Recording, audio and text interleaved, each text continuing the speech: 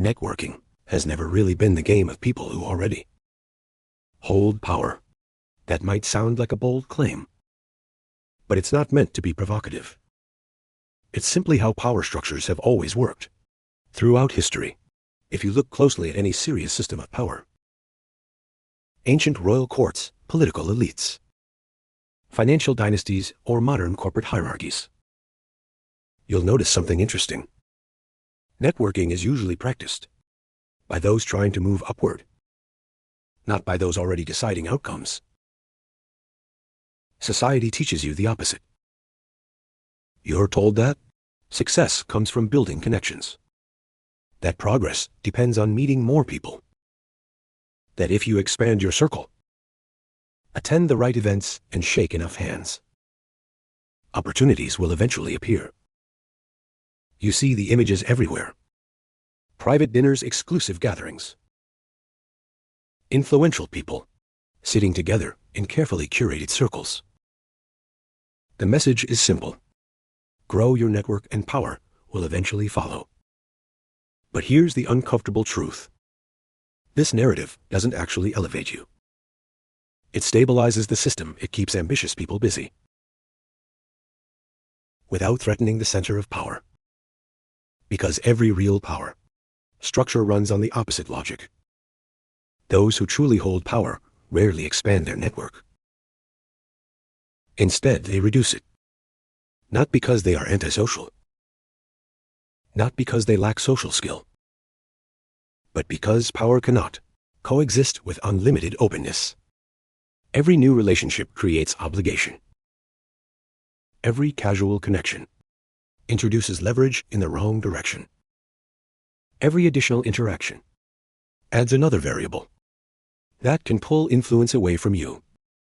Accessibility at the top isn't generosity. It's erosion. People who hold real authority don't try to be widely known. Instead, they decide who is allowed to know them. Access becomes the currency. Control over proximity becomes the mechanism. And the harder it is to reach someone, the more valuable that access becomes. This isn't about personality. It's structural at the lower levels of any hierarchy. Networking is praised. It's called proactive, ambitious, socially intelligent. But at higher levels, the exact same behavior sends a different signal. Weak position when someone constantly initiates contact, follows up repeatedly, reintroduces themselves, or tries to stay visible. They're unintentionally communicating something very clear in the language of power. I need this connection.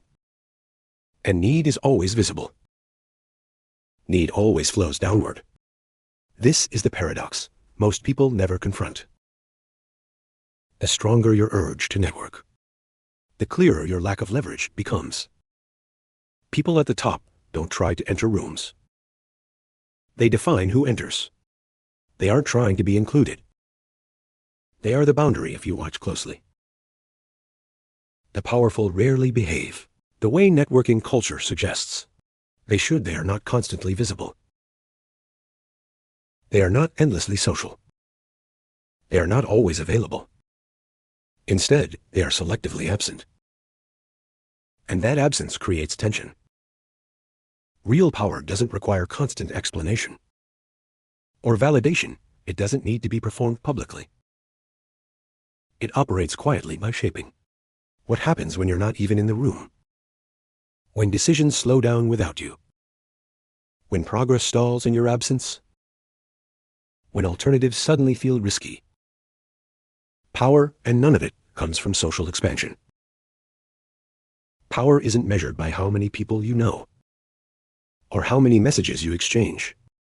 It's measured by the cost of excluding you. When ignoring you becomes a strategic mistake, something interesting happens. Relationships stop being something you chase. They reorganize themselves around you. This is why people who truly hold power often appear quite distant and difficult to access. They're not obsessed with relationship building, because for them, relationships are not the strategy. They're the consequence. They don't operate inside networks. They define the structure the network must adapt. And here's the uncomfortable realization many people avoid. If you're constantly trying to build relationships, there's a strong chance you're unintentionally signaling your lower position in the hierarchy. Not through words, through behavior. Networking exists, partly because it helps maintain social order. If networking truly allowed people to easily rise into positions of real power, it would be tightly restricted. Instead, it's promoted everywhere. It's taught in books. It's packaged into seminars. Sold as a mandatory skill for anyone who wants to succeed. Why not? Because it threatens power structures. But because it doesn't. The first illusion networking creates is the belief that relationships produce opportunity. In reality, it works the other way around. Opportunity moves toward existing leverage. Relationships form afterward as a byproduct. When nothing is lost by excluding you. Every connection you build is temporarily replaceable. You may be welcomed, invited, even praised, but structurally you remain optional. The second illusion is that knowing many people gives you influence. At lower levels, it might seem that way. But in high-power environments, having too many connections often signals the opposite. A lack of clear boundaries. Real power rarely relies on hundreds of relationships. It relies on a small number of precisely positioned connections located at key points of const. Quantity usually signals uncertainty. Those who matter don't circulate constantly. The anchor, the third illusion, and perhaps the most dangerous, is the belief that meeting the right person will change everything. This idea is incredibly seductive. It convinces people to wait for the perfect introduction, the perfect mentor, the perfect opportunity, but in real power dynamics, influence is never handed to someone who cannot create risk if ignored. There is no magical connection that suddenly grants power. Power is conceded under pressure. And without leverage, pressure doesn't exist. Society quietly depends on these illusions. Because networking converts ambition into safe activity. Instead of building position, people socialize. Instead of creating leverage, they focus on likability. Instead of becoming unavoidable, they become pleasant every step. Feels productive, but nothing destabilizes the structure. And that's exactly the point. This is the core mechanism most people never notice. Networking doesn't actually create power. What it creates is the feeling of progress. For people who don't yet have power, you stay busy, you attend events. You meet new people, you exchange ideas, messages and introductions. Your calendar fills up, your contact list grows. And it feels like something meaningful is happening. But activity and power are not the same thing. Power is not measured by movement. It's measured by weight. More specifically, by the weight of your absence. If you disappear and nothing changes, nothing slows down, nothing becomes harder, then all that networking was simply background noise. The uncomfortable truth is that many people confuse familiarity with influence. Networking makes you familiar. People recognize your name. They've seen you before. They remember conversations you've had. But recognition is not power. Power begins when people start calculating the risk of proceeding. Without you, familiarity creates comfort.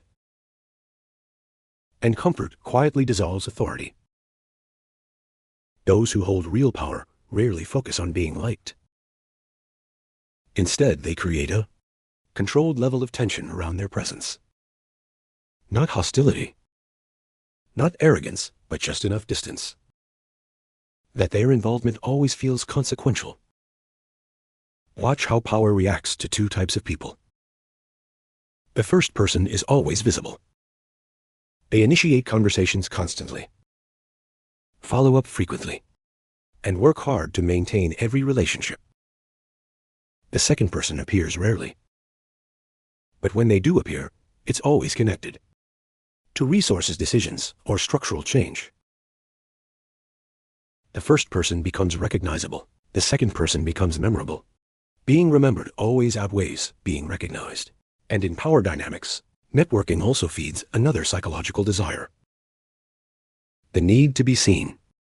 People who lack position often confuse visibility with value. They believe that if they stay present enough, if they remain close enough to influential people, eventually relevance will emerge. But power does not operate on goodwill or emotional familiarity. It operates on leverage and dependency. Without dependency, influence does not exist. This is my networking is particularly seductive to intelligent individuals who haven't yet secured control over something essential. Networking allows them to feel like they are playing a larger strategic game, but in reality, they remain safely contained within acceptable boundaries. They are not rejected, they are not blocked. They are not excluded, but they are also never chosen. And that distinction is everything. Because every real power structure follows the same quiet law within any network. The person who needs them, most relationships, is always the one with the least power. When someone desperately needs to stay visible, to stay remembered, to stay connected, they are revealing that their position cannot pull others in. Truly, the moment someone no longer needs to be remembered is the moment they begin to become dangerous. Because now their presence carries weight on its own. When power arrives, networking doesn't disappear because someone becomes morally superior. It disappears because it becomes unnecessary. People power naturally, not out of admiration, but out of calculation. Machiavellian thinking understood this long before modern networking culture existed. If someone had asked Niccolo Machiavelli how many people you should know, he probably would have considered the question irrelevant, because that's the question of someone standing outside the center of power. The only question that mattered to him was far simpler: who must account for you when decisions are made? In Machiavellian logic, networking is not a tool for building influence.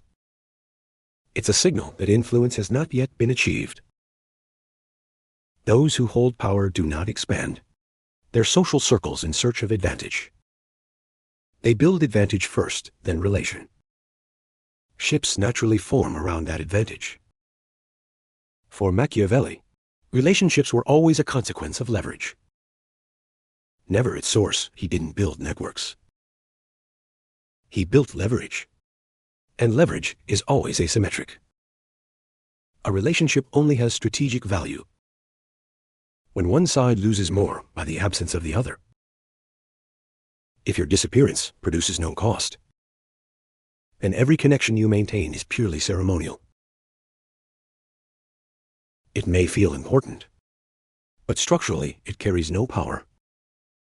Those who chase networking often believe that influence comes from acceptance, from being welcomed into the room, from being liked. Machiavelli understood something colder. Power comes from the ability to refuse. When you can decline an invitation, ignore a request, or remain silent, and the system must still adapt to you. That is position. The person who cannot say no is always below. In a Machiavellian world, the powerful do not introduce themselves. They are approached not because they are charming, not because they are friendly, but because they control something others cannot easily replace. That difference separates the player from the played. The networker is trying to enter the game. The powerful person already shaped the rules. Machiavelli also recognized another hidden danger of networking. It exposes intention every pro-act. Approach reveals desire. Every maintained relationship creates expect. And every expectation becomes a restraint. The more obligation, as you accumulate, the less freedom you retain. Power requires room to maneuver, not a web of commitments pulling in every direction. This is why the real power often appears difficult to read. It speaks less. It appears less frequently. It rarely explains itself, not because it enjoys mystery, but because ambiguity itself creates leverage. When others are uncertain about your boundaries, they become cautious. They begin adjusting their behavior automatically. Uncertainty becomes influence. If Machiavelli observed modern networking culture today, the conferences, the business cards, the polite prom, processes of collaboration, he probably wouldn't see strategic mastery. He would see compensation activity, performed by people who lack the authority to shape. Outcomes presence substituted for position. And that distinction is critical. Machiavelli was not against relationships.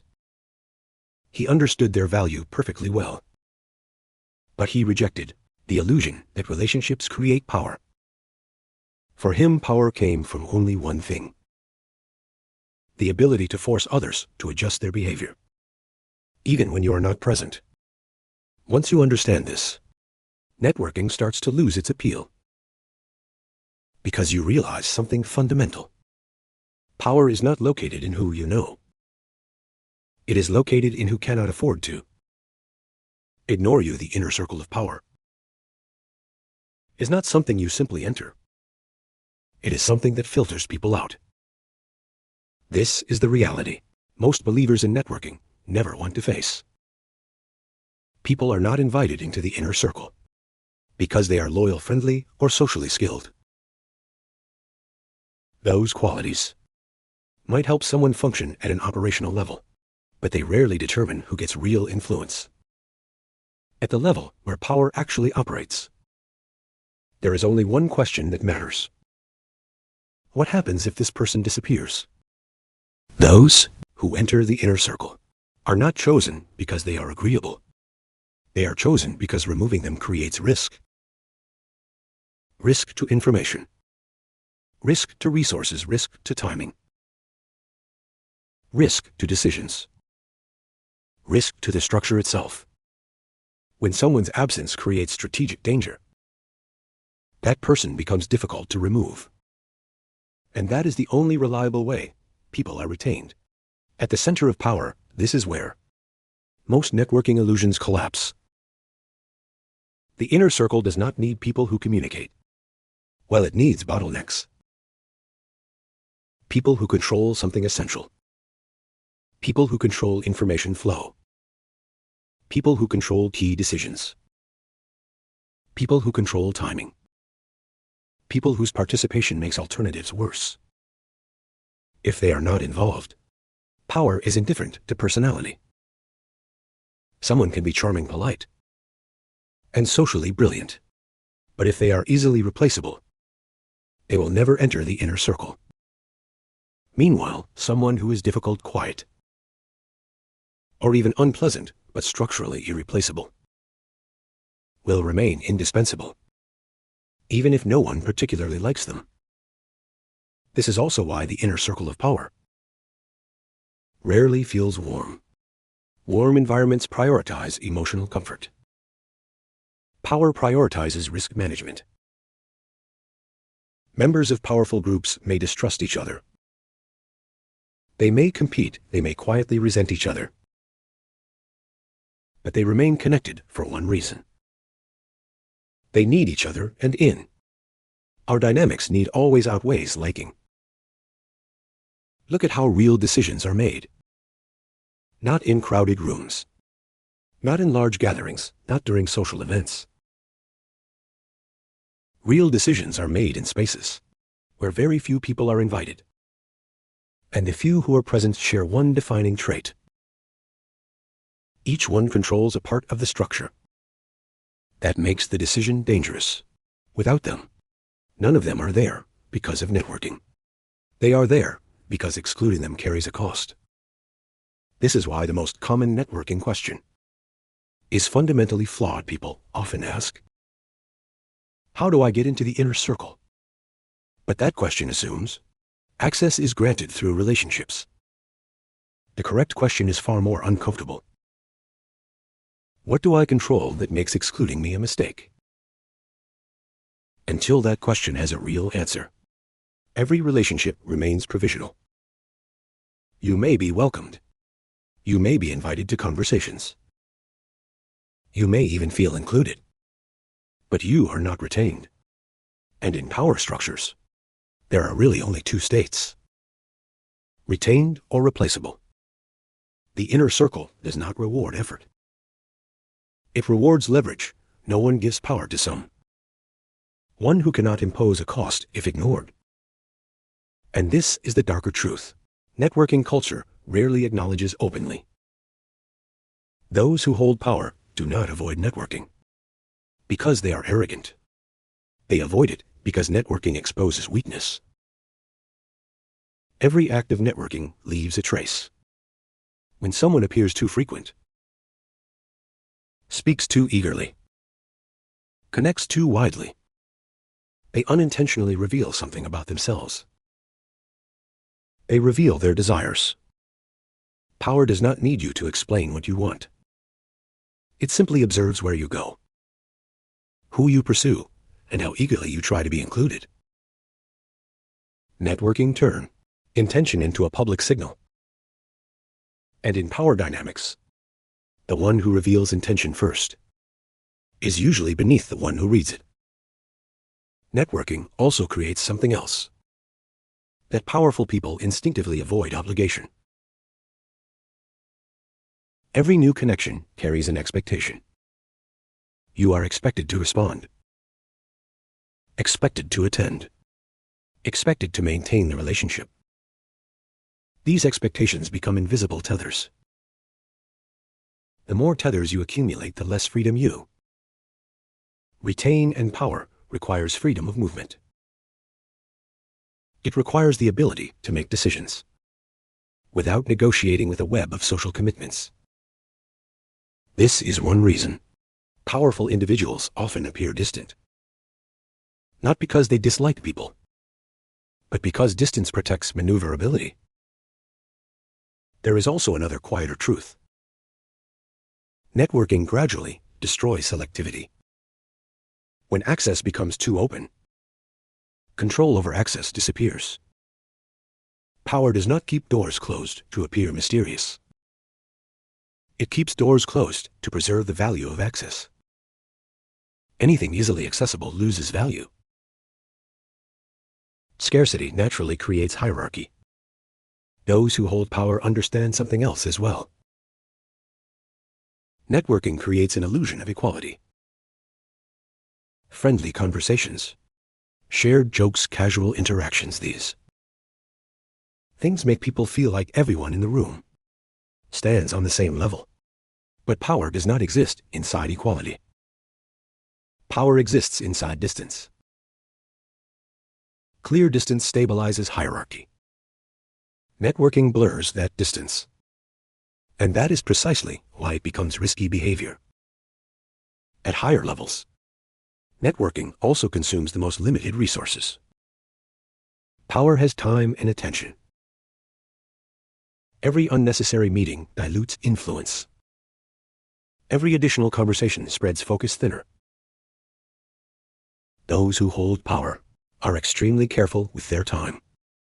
They do not spend it searching for opportunity. They spend it protecting the position that already generates opportunity. Anything that does not strengthen that position is removed without hesitation. This creates a paradox that outsiders often struggle to understand. The less frequently power appears, the stronger it often becomes trolled. Absence creates a vacuum, and vacuums force people to react. They speculate, they adjust. They wait. Networking breaks this dynamic by replacing absence with constant presence. When someone appears everywhere, speaks constantly, and engages everyone, their influence begins to dissolve into familiarity. And familiarity drains authority. This is why when powerful individuals observe aggressive networking behavior, they rarely interpret it as ambition. Instead, they interpret it as searching. Searching for a place and in power structures. Searching for a place usually means you don't have one. Yet real power does not seek validation. It demands consideration. It does not reject relationships entirely. But it rejects relationships that create no leverage, no risk, and no structural advantage. That is why networking becomes unnecessary. Once real power exists, when someone controls the timing of decisions, the flow of information, or a critical bottleneck in the system, they do not need to seek people out. People approach them naturally, carefully, deliberately, fully aware of the imbalance that already exists. And that's when the entire conversation changes. The question is no longer who should I connect with. The question becomes who deserves access. This is the moment where the entire frame shifts. As long as you are asking how to build relationships, you are still standing in the position of someone asking for access. But the moment you begin asking who deserves access to you, something fundamental changes. Your position begins to shift. Because power begins exactly at that transition. Selection is not just a social behavior. It is a structure. Natural act. Those who hold real power do not go searching for people. Instead, they create conditions that force people to appear on their own, not because they are charming, not because they are charismatic, but because they control something. Others need a bottleneck. That bottleneck might be resources. It might be information. It might be decisions. It might be timing. It might be distribution or capital. Whatever the form, the result is the same. The flow of something valuable must pass through them. And once you control a bottleneck, networking becomes unnecessary. What you need instead is filtering. This is the real difference between networking and selection. Networking moves outward. Selection pulls inward. One expands in order to be accepted. The other contracts in order to preserve control. One fears being excluded. The other makes exclusion dangerous. Under selection, relationships are no longer the goal. They become conditional rewards. Not everyone receives access. Not everyone gets a conversation. Not everyone receives information. And the trick here is the natural result of position. And position is built through leverage. Like when someone shifts into selection, the behavior of others changes almost immediately. People stop approaching casually. They begin observing first. They calculate timing before speaking. They ask indirectly instead of directly. This doesn't happen because you suddenly became friendlier or more welcoming. It happens because the cost of rejection has appeared. Selection also demands something that networking culture rarely teaches: the ability to exclude. Those who hold power do not try to satisfy everyone. They accept being disliked. They accept being misunderstood. They accept being labeled distant, difficult, or cold. Because every correct exclusion increases the value of being chosen. And in power dynamics, value always concentrates around what is difficult to access. Here is the critical point. You cannot occupy the position of chooser, while also occupying the position of applicant. These two states cancel each other out. The moment you seek approval, you surrender the right to select. But the moment you allow others to wait, to speculate, to adjust themselves, to approach you, the rules begin to change. Selection does not require constant visibility. It requires irreplaceability. It does not require constant presence. It requires that your absence creates a gap. It does not require popularity. It requires that others calculate the consequences of moving forward without you. This is the boundary most people never cross. Because selection forces you to abandon the comfortable illusion of networking. Instead, you enter a space of controlled isolation. In that space, you are not widely known. But everyone who knows you understands something very clearly. Your involvement matters. From that point forward, every relationship inverts. You no longer build the network. You define it. Power rarely reveals itself through words. It reveals itself through behavior, through how real situations quietly sort people into higher and lower positions. If you observe closely, the difference between networking and selection becomes obvious in real-world scenarios. In business, the networker is always chasing opportunity. They introduce themselves. They pitch ideas. They request meetings. They look for partnerships. The person in selection does none of that. They hold the customer base. They control the distribution channel. They hold the capital. They control the final decision. When they go silent, projects slow down. When they reappear, things accelerate. No one asks them how many people they know. People ask when they will decide. Inside organizations, networking often appears as alliance building. People maintain relationships. They smooth conflicts. They try to keep everyone supportive. But the person in selection does not depend on alliances. They control sequence and timing. A meeting only matters when they attend. A decision only becomes final when they approve it. Others may debate. Others may negotiate, but they still wait. That is the difference between participating in a discussion and defining the outcome, even in social environments. The pattern is the same. The networker maintains constant presence. They stay visible. They keep connections warm. The person in selection appears rarely. But when they do appear, the atmosphere shifts. People become more careful, more attentive. No one is fully certain what they think or how they will react. That uncertainty forces adjustment. Across every environment, the pattern repeats. The network moves constantly. The one in selection causes others to move around them.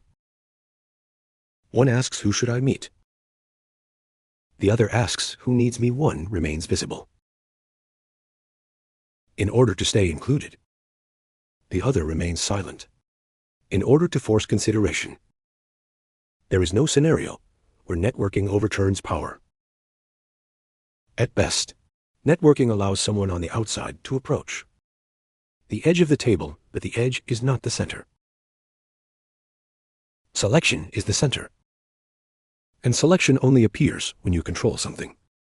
The SYSTEM cannot operate smoothly without. If you want to understand real power, stop listening to what people say.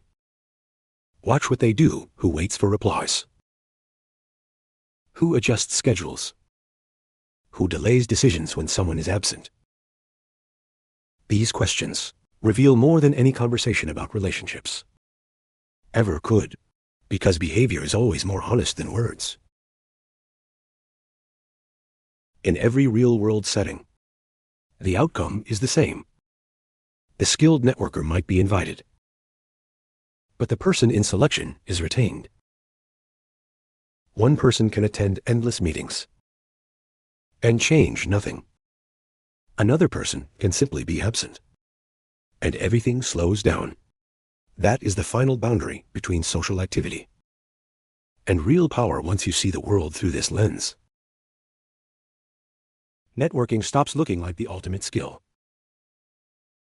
Instead, it becomes a signal. A signal that the decision point is not yet in your hands.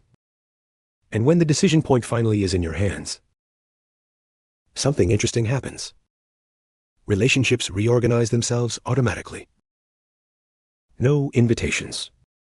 No chasing. No effort.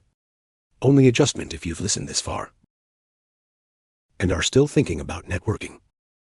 It reveals something important. You may still be seeking acceptance rather than consideration. Power does not respond to effort.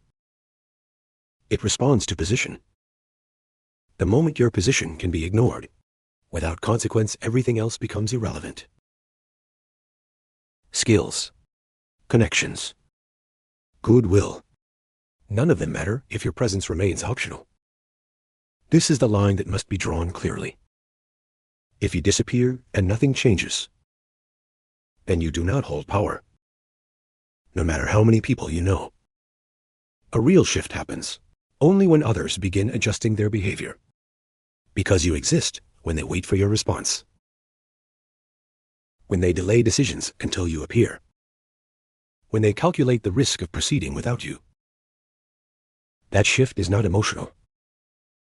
It is behavioral. Ask yourself these questions honestly. If you withdraw, who encounters problems? If you go silent, what slows down? If you are removed, who pays the price? If there are no clear answers, then networking is simply compensating for missing. Leverage. You do not lack relationships. You lack a position that forces relationships to organize around you. A real power shift also requires accepting something uncomfortable. When you stop initiating contact, stop showing up constantly, stop maintaining endless social courtesy, some people will like you less.